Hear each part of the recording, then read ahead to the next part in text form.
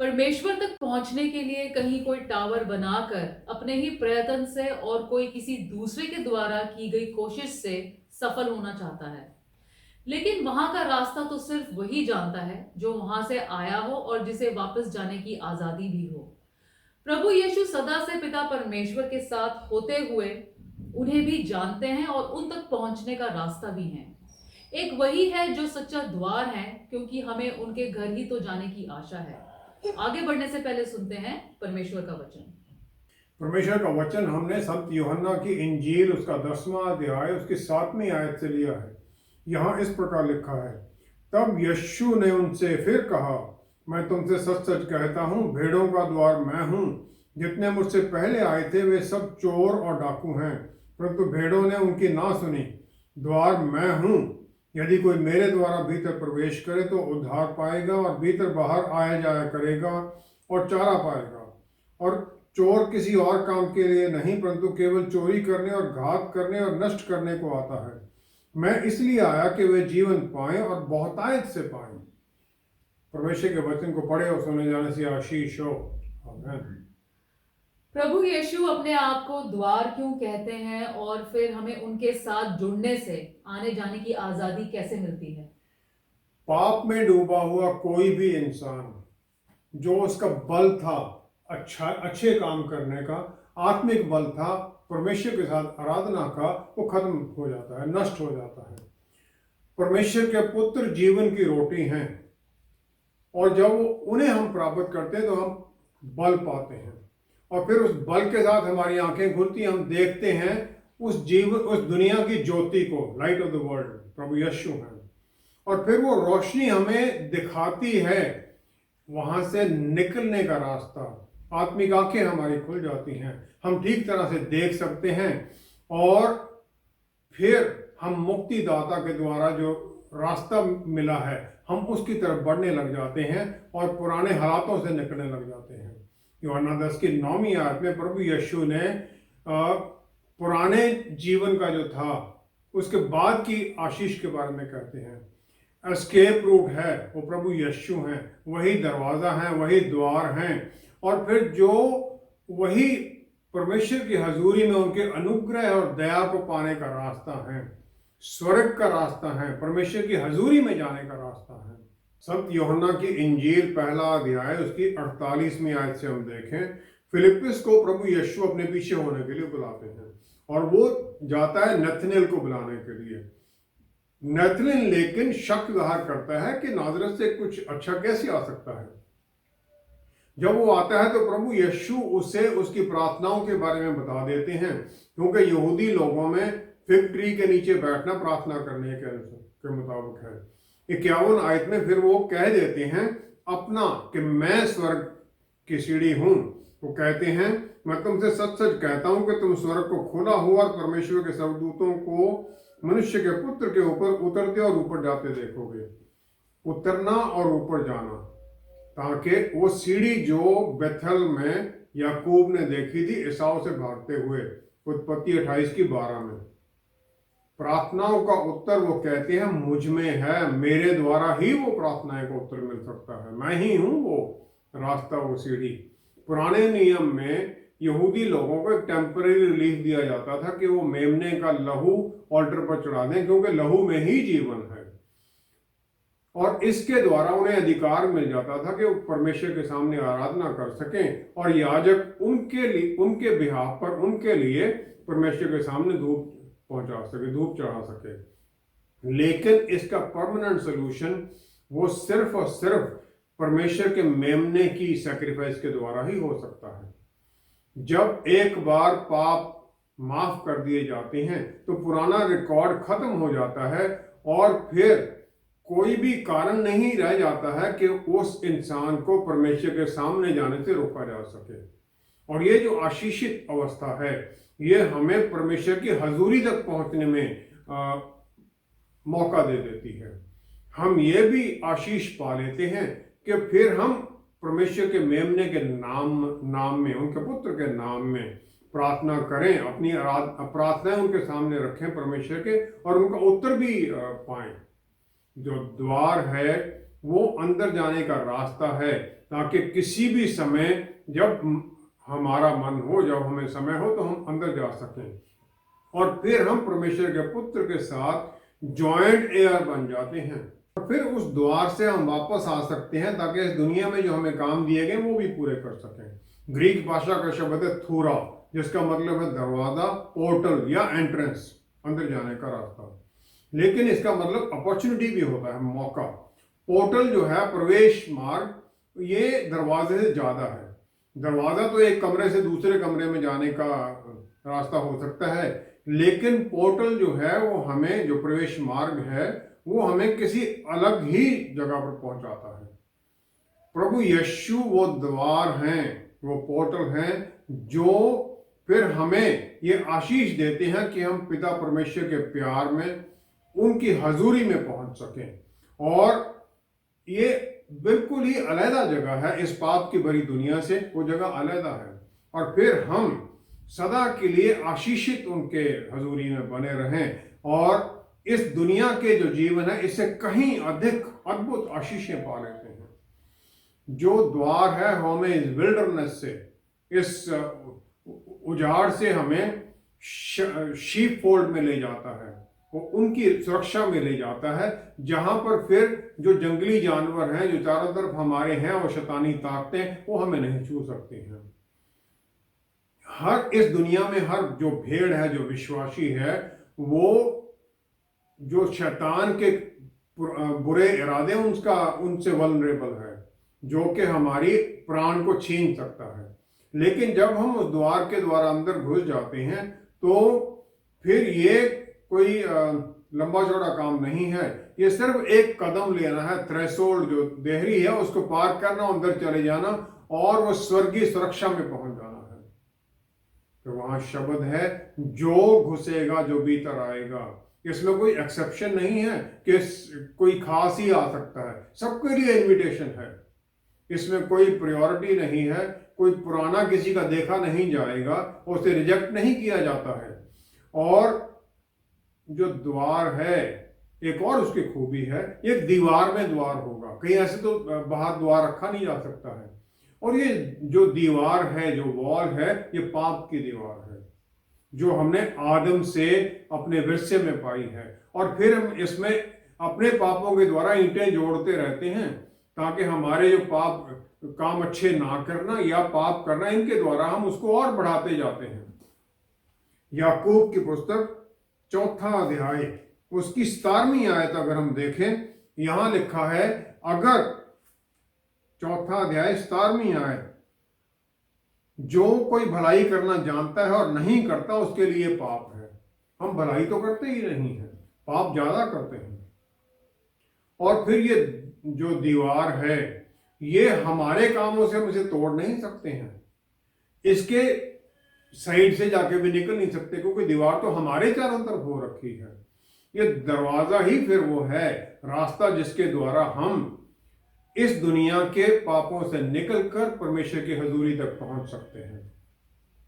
और बहुत लोग ये मानते हैं कि अच्छे कामों के द्वारा इस द्वार को हम तोड़ सकते हैं, लेकिन ये झूठ है जो शैतान हमारे मन में डालता है ताकि हम मुक्ति से दूर रहें और हम उसके अधिकार में बने रहें। लोग मानते हैं कि जो धार्मिकता है ये जीवन के किसी भी समय पर पाई जा सकती है और आखिर में परमेश्वर अपने अनुग्रह के द्वारा सबको मुक्ति दे देंगे। यशाया नबी की पुस्तक उसका 59 अध्याय उसकी 2री आयत, यहाँ लिखा है, परंतु तुम्हारे अधर्म के कामों ने तुमको तुम्हारे परमेश्वर से अलग कर दिया है और तुम्हारे पापों के कारण उसका मुंह तुमसे ऐसा छिपा है कि वह नहीं सुनता। पापों के कारण तो हम अपने अच्छे कामों से वो उनको सुना नहीं सकते, उन तक नहीं पहुंच सकते हैं। जो ये दीवार है हम इसे फांद नहीं सकते हैं, सिर्फ उस द्वार के द्वारा ही अंदर घुस सकते हैं।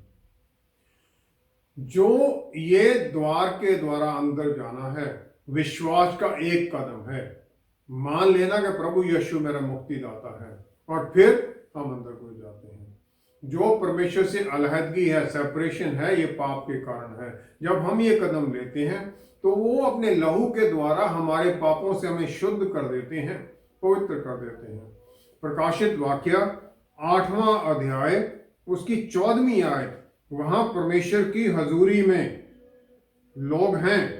तो 7वां अध्याय 14वीं आयत, वहां जो हजूरी में है उनके बारे में कहते हैं, इन्होंने अपने अपने वस्त्र मेमने के लहू से धोकर श्वेत किए हैं। विश्वास के द्वारा पाप हट गए और वो सब दाग निकल गए। और ये शुद्ध होना, पवित्र होना ही है जो कि दरवाजे के द्वारा हमें पहुंचने की एक वो कुंजी है। दूसरा कुरिन्थियों 5वां अध्याय 21वीं आयत में पौलुस रसूल कहते हैं, जिसने पाप के बारे में जानता नहीं था उसे हमारे लिए पाप बना दिया गया, ताकि हम उसके द्वारा परमेश्वर की धार्मिकता को पालें। प्रभु यीशु वो द्वार होते हुए यूहन्ना 10:30 के अनुसार हमें उनकी हजूरी में ले जाते हैं। क्योंकि वो परमेश्वर के पुत्र हैं, तो फिर हम उनके साथ सदा के लिए परमेश्वर की हजूरी में जाने बैठने का अधिकार पा लेते हैं। यूहन्ना 10वां अध्याय उसकी 9वीं आयत, यूहन्ना 10 का 9वीं आयत, वो कहते हैं, जो भी इस द्वार के द्वारा अंदर घुसेगा वो जीवन पाएगा। 9वीं आयत, मेरे भीतर द्वार प्रवेश करे तो उद्धार पाएगा और भीतर बाहर आया जाया करेगा और चारा पाएगा। मुक्ति घुसने के साथ ही, विश्वास करने के साथ है। और फिर उन्हें गाइडेंस मिलती है, बल मिलता है, ताकि अंधेरे के रास्तों में दोबारा भी आ सकें, काम वहां कर सकें। क्योंकि 16वीं आयत में प्रभु यीशु ने कहा है, मेरी और भी भेड़ें हैं जो इस भेड़शाला की नहीं, मुझे उनका भी लाना अवश्य है। हमें ये जिम्मेवारी दी जाती है कि उन भेड़ों को भी हम वापस लेके जाएं।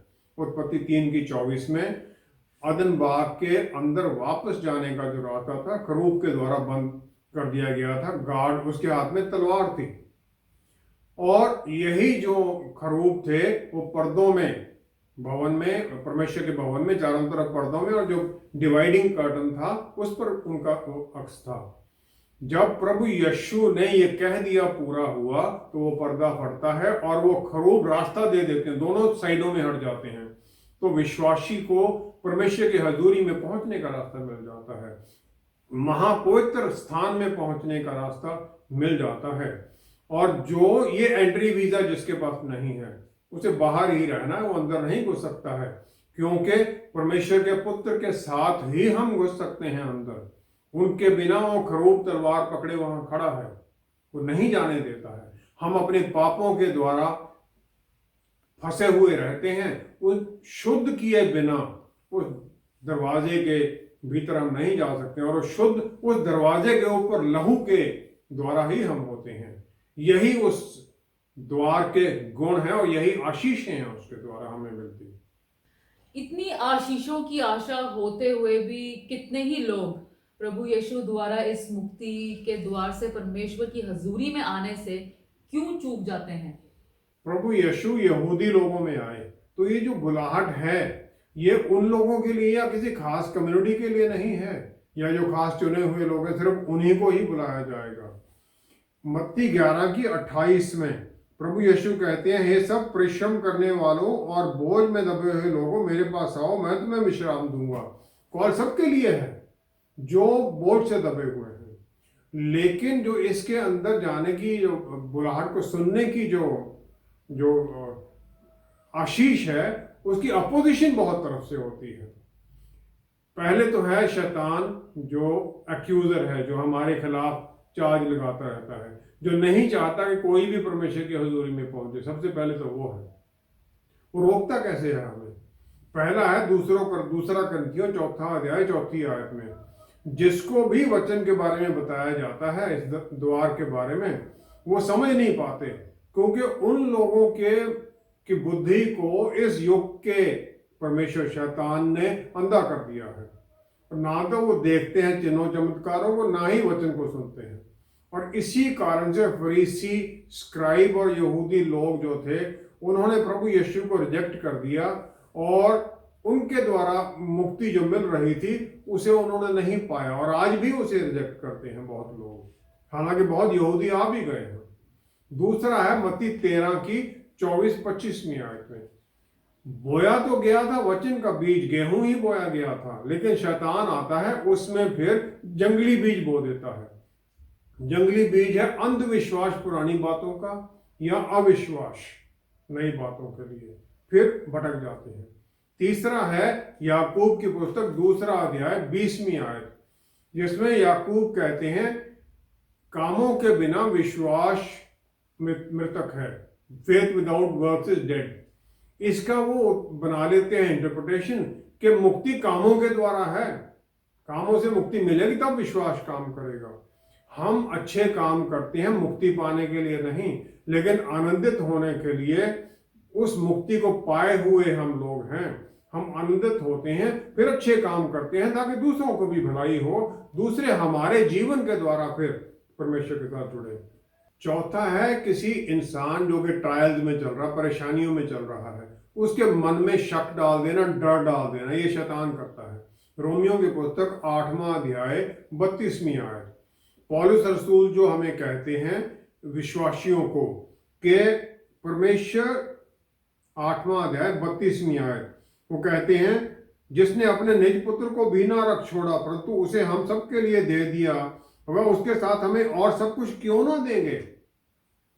जिसने इतनी बड़ी कुर्बानी दे दी, हमें और बाकी चीजें क्यों नहीं देंगे। तो शैतान उसके ऊपर डर डाल देता है। उत्पत्ति 3 की 23-24वीं आयत में आदम और ईव को अदन बाग में उस जीवन के वृक्ष के पास जाने से रोक दिया गया, जहां पर के अबंडेंस थी, सब कुछ आशीषें थी। यूहन्ना 10वां अध्याय 10वीं आयत में प्रभु यीशु फिर कहते हैं मैं आया हूं ताकि जो विश्वास करते हैं वो जीवन पाए, और जीवन भी बहुतायत का जीवन पाए। वो सब अदन बाग का जो जीवन था वो हमें दोबारा रिस्टोर कर देते हैं। और फिर आगे हैं वो लोग जो वचन में हैं, चर्च में हैं, वो कंडीशंस लगाने लग जाते हैं रोकने के लिए, ताकि सिर्फ चुने हुए लोग जो सिलेक्ट हैं विश्वासी वही घुस सकते हैं। प्रेरितों की पुस्तक 15वां अध्याय 5वीं आयत में कुछ फरीसी जिन्होंने विश्वास कर लिया था, उन्होंने ये शर्तें लगानी शुरू कर दी कि जो यहूदी नहीं हैं बपतिस्मे से पहले उनका खतना किया जाए, ताकि वो मूसा की जो व्यवस्था उसे माने। इसका फाइनल जो सेटलमेंट था यरूशलेम काउंसिल में कर दिया गया, खतने की जरूरत नहीं, किसी कंडीशन की जरूरत नहीं है। लेकिन आज भी हम वचन को मिस इंटरप्रेट करते हैं और रेस्ट्रिक्शंस लगाने लग जाते हैं। ट्रेडिशनल जो सिखलाई है जन्म से लेकर, ताकि हम अच्छे काम करो, ताकि हम मुक्ति पाएं, परमेश्वर के सामने जा सकें, स्वर्ग में जा सकें। और इसके द्वारा फिर हमारे मन में वो शक चलता रहता है और इसके ऊपर जय पाना हमारे लिए मुश्किल हो जाता है। ट्रेडिशनल जो विचार हैं वही मिसयूज किए जाते हैं फिर, ताकि हम चर्च में आ ही ना सकें, विश्वास में ना घुस सकें, मुक्ति ना पा सकें, परमेश्वर की हजूरी में ना पा सकें। जो लोग ऐसा करते हैं वो रिलीजियस बिजनेसमैन हैं, उन्होंने धर्म को बिजनेस बना लिया है। वो चाहते हैं कि हम ही सोल अथॉरिटी हों, हमें ही एक अधिकार हो, ताकि हम दूसरे लोगों का जो किसी दूसरी कम्युनिटी से आए हैं, किसी विश्वास दूसरे से आए हैं, या किसी अलग जगह से आए हैं, ताकि उन्हें हम डिसाइड करेंगे उन्हें आना है कि नहीं आना है, ताकि वो बंधे रहें उस अधिकार की उस कोठरी के अंदर। परमेश्वर के उस शुभ संदेश का जो संदेश हम लेके जाते हैं मुक्ति का, वो हमें ये रियलाइज करना है कि पवित्र आत्मा परमेश्वर वचन के साथ काम करते हैं। जब हम वचन सुनाते हैं तो पवित्र आत्मा परमेश्वर ने काम करना उनके मन के अंदर। अगर उनके मन में पवित्र आत्मा ने काम कर दिया तो हम कौन है उन्हें रोकने वाले। हमें सिर्फ इंसान को वो रास्ता दिखाना है मुक्ति का, वचन के द्वारा रास्ता दिखाना है। और जो आखिरी कदम है उस अंदर घुसने का, वो परमेश्वर की इच्छा के बिना कोई भी नहीं ले सकता है। हमें अंधेरे की ताकतों के साथ वो लड़ाई करते हुए परमेश्वर के वचन की जो रोशनी है ये दूसरों तक पहुंचा देनी है। उनके मन में ये बीज बो देना है वचन का। उसके बाद आत्मा का काम है, पवित्र आत्मा परमेश्वर उसे छुएंगे ताकि वो बीज वहां पनप पड़े और वो विश्वास में फिराए द्वार की तरफ। हमारा काम इतना ही है और हमें इसमें रुकावट नहीं डालनी चाहिए। मुक्ति द्वार को आने वाला रास्ता संकरा या नैरो क्यों कहा जाता है और इसे पा लेना और इस पर चलते रहने का क्या तरीका है? उत्पत्ति दूसरा अध्याय 18वीं आयत में हम देखते हैं परमेश्वर नहीं चाहते कि इंसान अकेला रहे, क्योंकि हमें बनाया गया है कम्युनिटी के तौर पर, कम्युनिटी में रहने के लिए। और फिर इंसान को उन्होंने स्वेच्छा फ्री विल दे दी, और परमेश्वर अपनी इच्छा किसी के ऊपर थोपते नहीं है। शैतान दूसरी तरफ लोगों को झूठ के द्वारा पाप में घसीटता है, अपनी इच्छाओं पर लादने की कोशिश करता है। जिस प्रकार सेल चल रही हो अमेजोन के ऊपर 20%, 40%, 70% डिस्काउंट हो गया जी। प्राइस बढ़े हुए होते हैं लेकिन वो डिस्काउंट देके आपको भ्रम में डाल के ले जाते हैं। भीड़ उस झूठ में फंस जाती है, और जो द्वार है, जो मुक्ति का द्वार है, फिर वो अच्छा नहीं लगता। वो जो रास्ता है वो भी संकरा लगता है। सच्चाई उस समय ज़ाहिर होती है जब इंसान उस द्वार के द्वारा अंदर पहुंच जाता है और आशीषें पाने लगता है। मार्कुस 12वां अध्याय 31वीं आयत में प्रभु यीशु ने कमांडमेंट को समाप्त कर दिया। पहली परमेश्वर से प्यार करना, दूसरा अपने पड़ोसी से अपनी तरह प्यार करना। और ये जो प्यार है लिमिटेड नहीं है कि इसी जीवन में ही प्यार हो जब तक वो पड़ोसी है, इसके बाद भी उसे प्यार में बनाए रखना, ताकि वो इस वचन की अच्छाई को, उस वचन की सच्चाई को पाकर उस जीवन के लिए भी आशीष पाए। लूका दूसरा अध्याय 44वीं आयत में हम देखते हैं प्रभु यीशु के माता पिता उसे नहीं पाते हैं, क्योंकि उस समय सब लोग ग्रुप में चलते थे यरूशलेम आने के लिए। वो 3 जो फेस्टिवल थे उनको मनाने के लिए ग्रुप्स में जाने के लिए था कि एक तो सिक्योरिटी थी, सेफ्टी थी, और दूसरा एक दूसरे को एनकरेज करते थे जर्नी। कोई थक गया, चलो तुम मेरे गधे पर बैठ जाओ, तब तक चलो। खाना पीना सब इकट्ठा हो जाता था। यहूदी लोगों में मिन्यान है 10 लोग होने चाहिए मेल। 13 साल से जो ऊपर लड़का है जिसका बार मिtzवा हो गया है वो उसमें शामिल हो सकता है। प्रेयर के लिए 10 लोग होने जरूरी हैं, और सिनेगॉग बनाने के लिए भी 10 लोगों की जरूरी है, मेंबर होने चाहिए, ताकि वो एक दूसरे से सीखें, एक दूसरे को एनकरेज करें और एक क्लोज बॉन्डिंग में बन जाए। मत्ती 7 की 13-14वीं आयत में प्रभु यीशु ने 3 बातें बताई जो उनकी तरफ लेके जाती हैं। पहला तो ये कहते हैं कि वह फाटक चौड़ा है और सरल है, और वह मार्ग विनाश को पहुंचाता है, और बहुत से हैं जो उससे प्रवेश करते हैं। लेकिन सकेत है वह फाटक और कठिन है वह मार्ग जो जीवन को पहुंचाता है, थोड़े हैं जो उसे पाते हैं। कठिन है वो मार्ग, अपने एफर्ट से हम उसे नहीं पा सकते हैं, परमेश्वर के अनुग्रह के द्वारा हम पाते हैं। और फिर वो हमारे मन में ये इच्छा डाल देते हैं कि हम उस तरफ चलें, उस रास्ते पर चलने लगे। फिलिपियों की पुस्तक 3रा अध्याय 7वीं-8वीं आयत में, फिलिपियों की पुस्तक 3रा अध्याय 7वीं-8वीं आयत में अगर हम देखें तो यहाँ पौलुस रसूल हैं जो कि टोरा, जो वचन के स्कॉलर हैं पुराने नियम के। रबी गमालियल जो उस समय का बेस्ट टीचर था, उससे उन्होंने पढ़ाई की, उससे सीखा है। लेकिन वो क्या कहते हैं इस पढ़ाई के बारे में, सब कुछ जो उन्होंने सीखा है, वो कहते हैं जो बातें मेरे लाभ की थी उन्हीं को मैंने मसीह के कारण हानि समझ लिया है, वरन मैं अपने प्रभु यीशु मसीह की पहचान की उत्तमता के कारण सब बातों को हानि समझता हूं, जिसके कारण मैंने सब वस्तुओं को हानि उठाई और उन्हें कूड़ा समझता हूं, जिससे मैं मसीह को प्राप्त करूं।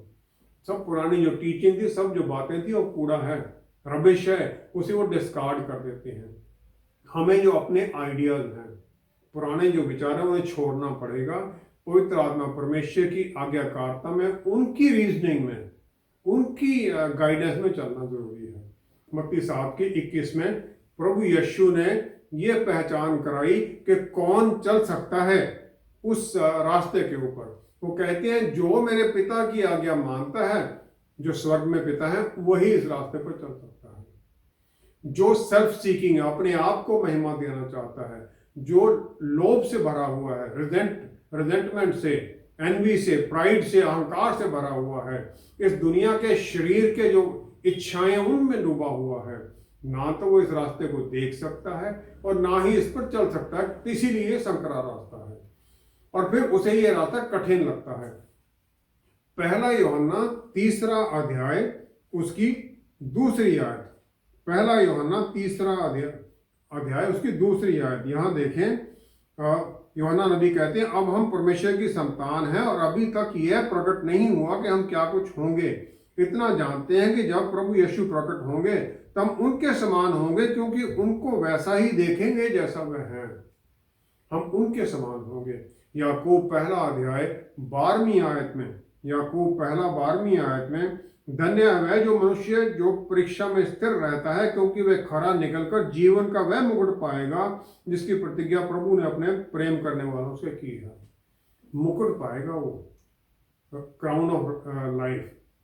मार्कुस 16 की 19वीं आयत में परमेश्वर के पुत्र को स्वर्ग में उठा लिया गया, वो परमेश्वर के दाहिनी तरफ बैठ गए। दाहिना तरफ जो बैठना है वो ऑनर, महिमा और शक्ति का सूचक है। और फिर उन्हें अधिकार दिया गया हर चीज पर, जो स्वर्ग में है, जो धरती पर है, जो धरती के नीचे है। अफसियों की पुस्तक 2 अध्याय उसकी 5वीं 6वीं आयत अगर हम देखें, अफसियों की पुस्तक 2 अध्याय 5वीं 6वीं आयत, यहाँ लिखा है, जब हम अपराधों के कारण मरे हुए थे तो हमें मसीह के साथ जिलाया, अनुग्रह ही से हमारा उद्धार हुआ है, और मसीह यीशु में उसके साथ उठाया और स्वर्गीय स्थानों में उसके साथ बैठाया, कि वह अपनी उस कृपा से जो मसीह यीशु में हम पर है, आने वाले समयों में अपने अनुग्रह का असीम धन दिखाएं। वो अपना असीम धन हमें प्रकट कर सकें, इसलिए हमें बिठाया गया। जो हमारे जीवन में बदलाव आते हैं, ये कोई डिस्टेंट फ्यूचर में नहीं कि मृत्यु के बाद में होंगे, ये इस जीवन में आने लग जाते हैं। प्रभु यीशु ने वायदा किया, जो काम मैं करता हूं वो तुम भी करोगे, इससे भी बड़े काम करोगे। विश्वास में चलने के कारण हमारे भीतर पवित्र आत्मा परमेश्वर आ जाते हैं। वही आत्मा जिन्होंने प्रभु यीशु को मुर्दों में से उठा दिया, वही आत्मा जब प्रभु यीशु पर उतरते हैं तो उनकी मिनिस्ट्री शुरू होती है। वही आत्मा हमारे भीतर है, हमें बल देने के लिए, आशीषें देने के लिए, अपनी रहमतों में बनाए रखने के लिए और जीत में चलने के लिए। और ये हम पाते हैं जब हम उस द्वार से प्रवेश कर जाते हैं। ये जरूरी है हम झूठ से निकलें और आगे बढ़ें विश्वास में। आइए हम प्रार्थना करें। पिता परमेश्वर, क्या ही धन्य हैं आप। हम आपका धन्यवाद करते हैं क्योंकि आपने हमारे लिए वो रास्ता खोल दिया ताकि हम आपकी हजूरी में आ सकें। वो अधिकार दे दिया अपने बेटे के द्वारा कि हम पापों से शुद्ध होकर उन्हीं के नाम में हर प्रार्थना आपके सामने रख सकें, अपने मनों को खोल सकें, अपनी व्यथा, अपना दुख आपके सामने जाहिर कर सकें और फिर उस प्यार करने वाले पिता से अपनी परेशानियों का हल भी पाएं, आशीषें पाएं। आपने ये सब कुछ हमारे लिए कर दिया पिता परमेश्वर, क्योंकि आप प्यार हैं और हमसे प्यार करते हैं। हम आपका धन्यवाद करते हैं। प्यारे प्रभु जी, सहायता कीजिए हमारी कि हम आपके वचन का संदेश दूसरों को उनकी भाषा में आसानी से समझने वाले तरीके से उन्हें समझा सकें, ताकि उनके मन पर जो शैतान ने वो पर्दा बांध रखा है, जो उनके मन की आंखों को उसने अंधा कर रखा है, वो परतें उतर जाएं प्रभु, रोशनी को देखें और फिर प्रभु यीशु जो द्वार हैं आपके सामने आने के, उस द्वार से प्रकट करें। हमें आशीष दीजिए, बल और शक्ति दीजिए ताकि प्रभु हम ये सब कर सकें। पिता परमेश्वर, स्थिरता में हम बने रहें, पवित्र आत्मा परमेश्वर की भरपूरी में हमें बनाए रखें। ये सब कुछ हम आप ही के प्यारे बेटे, हमारे उद्धारकर्ता प्रभु यीशु के प्यारे नाम में मांगते और पा लेते हैं। आमेन, आमेन, आमेन। प्रभु यीशु परमेश्वर है और उनका कोई भी वादा झूठा नहीं है, और इस सब की गारंटी की मोहर हमारे भीतर पवित्र आत्मा परमेश्वर देते हैं। हम अपने जीवन के इस बदलाव को कल के लिए नहीं टाल सकते, क्या पता फिर मौका मिले या नहीं। Thank you so much for watching. Until next time, stay blessed. Shalom.